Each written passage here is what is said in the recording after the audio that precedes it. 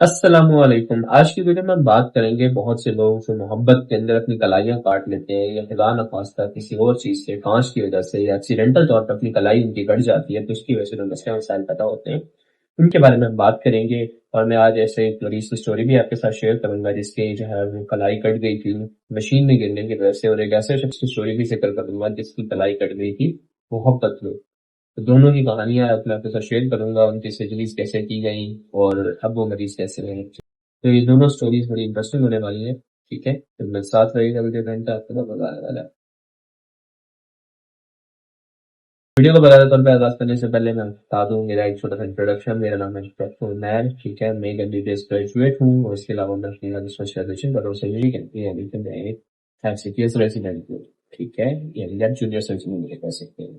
Story ہے جی، ایک شخص ہے جو کہ موبائل کی فیکٹری کے اندر کام کرتا ہے جس کے اندر موبائل کے کور بنتے ہیں۔ ابھی جو کور ہوتے ہیں ان کے اندر جو ہے مشین کے اندر ڈلتے ہیں اور وہ کٹ کے آتے ہیں۔ اب وہ جو کٹنے والا جس میں کور ڈالے جاتے ہیں اور کٹ کے باہر آتے ہیں وہ اس کے اندر ایک بلیڈ لگا ہوا ہوتا ہے۔ تو شخص جو ہے وہ غلطی سے اس مشین کے اندر گر جاتا ہے جس کی وجہ سے اس کا ہاتھ کٹ جاتا ہے، ٹھیک ہے؟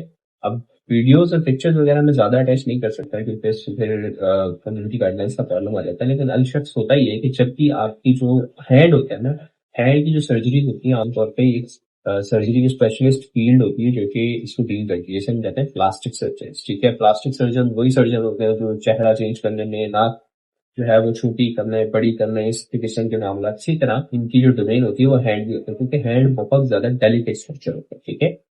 ہاتھ کے اندر اتنے زیادہ ٹینڈنز اور ساری چیزیں ہوتی ہیں کیونکہ آپ کی انگلی جو ہے اس میں دیکھیں 3 چھوٹے چھوٹے جوائنٹ ہیں، لیکن آپ کے مسلز یہاں پر ہیں، یہاں سے ایک چھوٹی سی لیور اور پولی آتی ہے ٹینڈن کے فارم میں، وہ آپ کی اس انگلی کو ہلاتی ہے۔ پھر اس طریقے سے یہ پورا جو ڈیلیکیٹ سا اسٹرکچر ہے، بڑا کمپلیکیٹڈ اور سوفسٹیکیٹڈ، ان پر بہت زیادہ اللہ تعالیٰ نے ڈیٹیل دے کے بنا ہے۔ تو ہینڈ کی جب بھی کبھی بھی ایسی انجری ہوتی ہے جس میں اندر ڈیپ تک کٹ جاتے ہیں تو عموماً جو چیزیں اس میں خطرناک ہوتی ہیں اس میں یہ ہوتا ہے کہ تو نس کٹ سکتی ہے، جس میں آرٹریز کہہ رہے ہوتے ہیں جس میں خون کی سپلائی ہوتی ہے، ٹھیک ہے؟ تو عموماً لوگوں کی خون کی سپلائی کے ساتھ پرابلمز آ سکتے ہیں۔ اس میں 2 آرٹریز ہوتی ہیں بڑی امپورٹنٹ، ایک آرٹری ہوتی ہے جسے ہم کہتے ہیں ریڈیل، دوسری اللہ، عموماً یہ اگر کٹ جائیں تو بڑے مسئلے ہو سکتے ہیں، ٹھیک ہے؟ اور خون نکل سے آپ کی جان جا سکتی ہے۔ دوسرا مسئلہ یہ ہوتا ہے کہ اگر گلاس کٹ یا بلیڈ سے انجری ہے تو چھوٹے چھوٹے دھاگے ہوتے ہیں جو کہ یہاں سے آپ کے مسل کی طاقت اس انگلی تک لے کے جاتے ہیں، وہ کر سکتے ہیں۔ اور صرف کٹنے کا نقصان یہ نہیں ہے، اگر یہ کٹ گیا اور انہیں ریپیئر نہ کیا گیا تو آپ کی اس انگلی کی اس حصے کی جو صلاحیت ہے موومنٹ کی وہ جا سکتی ہے، ٹھیک ہے؟ تو یہ چیز بڑی امپورٹنٹ ہے کہ ان کا ریپیئر ہونا چاہیے۔ تو اسی طرح جو شخص گاڑی زمین جو ہے مشین کے اندر گر گیا تھا اس کے اندر ساتھ پرابلم یہ ہوا تھا، تو ان کے جو ایک چھوٹا ٹینڈن ہوتا ہے، ٹھیک ہے، اس کا کام ہوتا ہے کہ جو یہ والا تھمب ہے اس کو باہر کی طرف دیتا ہے، وہ ٹینڈن کٹ گیا تھا اس بیچارے کا۔ تو اس کے لیے ہم نے کیا کیا کہ اس بندے کو یہاں پہ ہم نے رسٹ بلاک دی، ٹھیک ہے؟ رسٹ بلاک کیا ہوتا ہے کہ اینستھیزیا یا بے ہوش کرنے والی دوائی اس طریقے سے اس کلائی کے اراؤنڈ لگائی جاتی ہے کہ اس کلائی سے آگے کا حصہ آپ کو فیل نہیں ہوتا ہے، ٹھیک ہے؟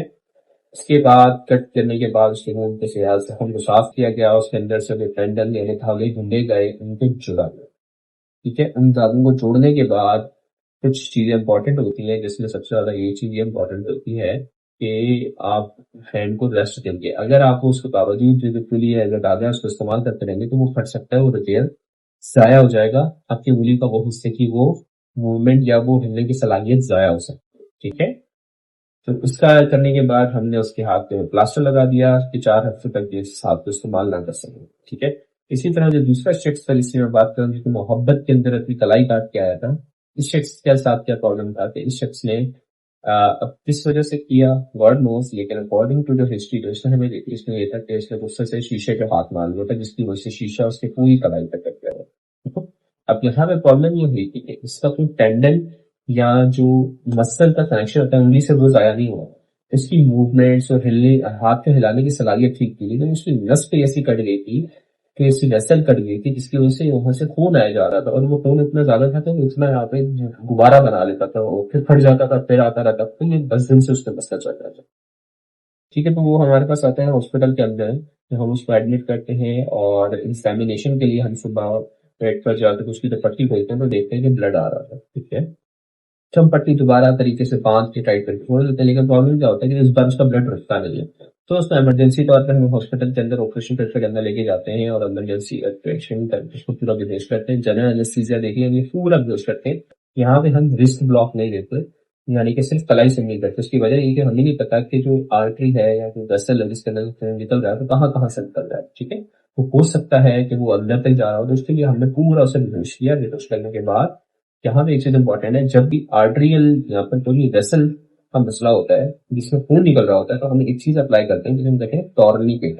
ٹھیک ہے، جو ٹورنیکٹ کیا ہوتی ہے کہ ہم جو ہاتھ کی، کیونکہ جتنا بھی خون ہے وہ آ رہا تو جسم سے ہے نا، تو ہم عموماً ہاتھ کو یہاں سے ٹانگ کو لیگ کو جو ہے عموماً وہاں سے پریشر سے دبا دیتے ہیں تاکہ آگے مزید خون نہ آئے اور آپریشن کے دوران مریض کا کم سے کم خون جائے. ٹھیک ہے، اسے ہم کہتے ہیں ٹورنیکٹ. اس ٹورنیکٹ کے لیے ایک جو بی پی والا کف ہوتا ہے، اسی طرح کی مشین ہوتی ہے ہمارے پاس جو کہ پریشر سیٹ کرتے ہیں جس کے اوپر، سیٹ کرنے کے بعد اس سے جو ہے وہ اس سے پریشر دیا جاتا ہے تاکہ خون مزید آگے نہ آئے. اس طریقے سے اس کا ہاتھ جو ہے وہ پہلے ٹورنیکٹ لگائی گئی، ٹورنیکٹ لگا کے اس ہاتھ پر خون کی سپلائی بند کی گئی. اس کے بعد بیہوش کیا گیا، بیہوش کرنے کے ساتھ اس کا آپریشن کیا گیا اور دیکھا گیا تو اس میں کچھ چھوٹی چھوٹی نسیں تھی، چھوٹی چھوٹی وینس تھی جو کہ کٹی ہوئی تھی، جو کہ بار بار بلیڈ کر رہی تھی. انہیں ریپیئر کیا گیا. ریپیئر کرنے کے بعد ان کے اینڈ کی جو ہے پلاسٹر لگا دیا گیا. پلاسٹر لگانے کے بعد یہاں پہ پٹی کی گئی جسے ہم پٹی کو ہم کہتے ہیں پیپٹومسس کے ٹھیک ہے نا، یعنی نیگیٹو پریشر. اس میں کیا ہوتا ہے، اس پٹی کے اندر نیگیٹو پریشر ہوتا ہے کہ خون اگر نکلے یا کچھ بھی نکلے تو وہ فورن جو ہے نا مشین کے ذریعے، جیسے ویکیوم ہوتا ہے نا گھر پہ آپ ویکیوم کرتے ہو جسٹ کے ٹائپ ہوتا ہے، اس کے ذریعے وہ خون سے اور ساری چیزوں سے اس سے ذہن زیادہ جلدی کرتا ہے. تو وہ کر دی گئی. اس کے بعد شفٹ کر دیا گیا کہ یہ دوسرے اس سے ٹھیک ہے. یہ چیز سمجھانا بہت زیادہ ضروری ہے کہ فی الحال خاص کر کے اگر آپ کا آج کا کوئی چیز ڈیپ لیسریشن ہے یا کئی بھی ایسے زخم اندر تک جاتا ہے تو اس میں دو چیزیں بڑی انپورٹنٹ ہے کہ گایا ہو سکتی ہے. ایک ٹینڈن، اگر ٹینڈن چلا گیا تو آپ کی انگلیوں میں صلاحیت چلی جائے. ٹھیک ہے، آپ کی انگلیاں موو نہیں ہوں گی. جب انگلیاں موو نہیں ہوں گی تو اس کا مطلب یہ کہ آپ کے ریسٹ آف دا ہینڈ سے کنیکشن ٹوٹ چکا ہے. تو یہ چیزوں کا خیال رکھنا ہے کہ اگر کبھی بھی آپ کے ہاتھ پہ چوٹ لگ جائے جو کہ گہری ہو، اس میں اگر موومنٹ گئی ہے یا پھر خون زیادہ نکل رہا ہے تو لازمی آپ نے جو ہے کسی بڑے ہاسپٹل میں جا کے لازمی ایک بار دکھانا ہے پلاسٹک سرجن پہ تاکہ آپ کے ہاتھ کو بچایا جا سکے. ٹھیک ہے، لیکن اگر آپ لیٹ کر جاتے ہیں وہ ٹینڈن جو ہے وہ بن جاتا ہے یا ٹینڈن کا اور مسئلے مسائل ہو جاتے ہیں تو پھر عموماً آپ کے ہاتھ کی جو صلاحیت ہے وہ جا سکتی ہے، اس کے سے مسئلہ پیدا ہو سکتے ہیں. ٹھیک ہے، تو آئی ہوپ کہ آج کی ویڈیو کو پسند آئی ہوگی. اینڈ بائی دیٹ ریفائنڈ کرتے ہیں